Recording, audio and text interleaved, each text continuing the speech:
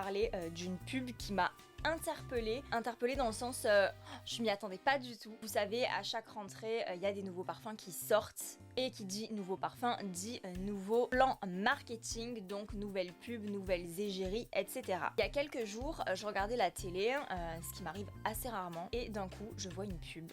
En fait, j'entendais Lady Gaga chanter, donc je me suis dit putain, ils ont choisi une bonne musique pour cette pub. Et puis en fait, au fur et à mesure de la pub, je vois clairement Lady Gaga qui est dans la pub. Donc je me suis dit, ah ok, on est vraiment dans une pub qui va promouvoir un produit à elle. Donc moi j'ai de suite pensé au parfum, parce que généralement les stars, actrices, mais c'est plutôt les chanteuses qui font ça. Une fois qu'elles ont atteint un certain degré de notoriété, souvent elles sortent en fait un parfum à leur effigie. On avait vu ça chez Beyoncé, on avait vu ça chez Céline Dion, Britney Spears aussi, je crois qu'elle avait sorti un parfum. Et donc là je me suis dit c'est ouf, Lady Gaga elle sort un nouveau parfum. Et puis j'ai quand même été interpellée par finalement la qualité de la pub, je trouvais que ça faisait très couture.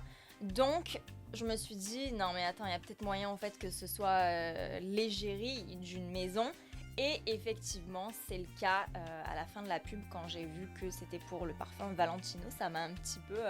en fait, ça m'a fait super plaisir, parce que je me suis dit, purée, c'est un peu le stade ultime de devenir l'égérie d'une maison de luxe. Pour une chanteuse, pour une actrice, peu importe, une personnalité publique. Et donc j'étais très contente que ce soit pour une maison italienne, parce que vous savez, à la base, Lady Gaga, elle est d'origine italienne, elle s'appelle Stefani Germanotta. Donc j'étais super contente pour ça. J'étais aussi très contente parce que on la voit presque au naturel. Bon, oui, il y a les éclairages, oui, il y a le maquillage, mais c'est vrai que Lady Gaga nous avait habitués à un personnage un petit peu plus fantasque, un petit peu plus démesuré, on va dire. Et là, en fait, on la voit vraiment au naturel, un maquillage assez nude. Et en fait, ça fait plaisir de la voir comme ça, de la voir simple, entre guillemets. Alors c'est vrai que ces dernières années, elle s'est de plus en plus montrée sans phare, hein. Il y a eu une réelle rupture à un moment donné de sa carrière, entre ses clips complètement fous avec des maquillages, limite maquillage 3D, des super productions. Et puis progressivement on est allé vers des choses un petit peu plus simples. On a enfin pu voir Lady Gaga comme on ne l'avait jamais vue, c'est-à-dire la vraie Lady Gaga, Stefani Germanotta. Bref, tout ça pour vous dire que la pub est très belle. En plus, elle donne un beau message d'empowerment, je trouve, parce qu'il y a un jeu de mots en fait. Voce viva. Bon ben, voce c'est la voix, donc la voix au sens la voix avec laquelle on parle, notre timbre si vous voulez, la voix avec laquelle on chante.